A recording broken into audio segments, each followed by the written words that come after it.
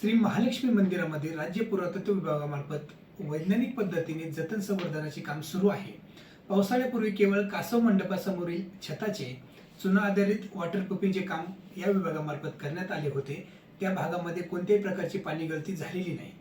वृत्तपत्र आणि सोशल मीडियावरती व्हायरल होत असलेले फोटो आणि व्हिडिओ हे महाकाली आणि महासरस्वती मंदिराच्या वरील भागामधील आहेत। या भागामध्ये वॉटरप्रूफिंगची पूर्वतयारी म्हणून आपण मोझॅक टाइल्स काढल्या होत्या।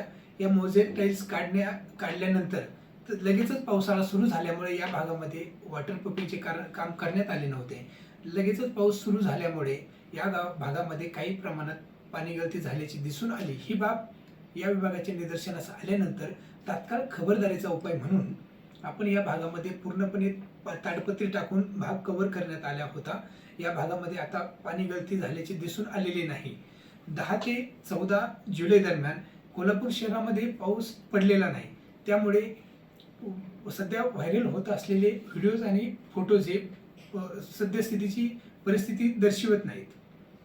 त्यामुळे या राज्य पुरातत्व विभागाच्या कडून या मंदिराचे मूळ ऐतिहासिक स्वरूपाचे संरक्षण करण्याकरिता सदैव पुरातत्व विभाग कटिबद्ध आहे आणि ही सर्व कामे पारंपरिक आणि वैज्ञानिक पद्धतीने विहित वेळेत लवकरच आम्ही पूर्ण करू।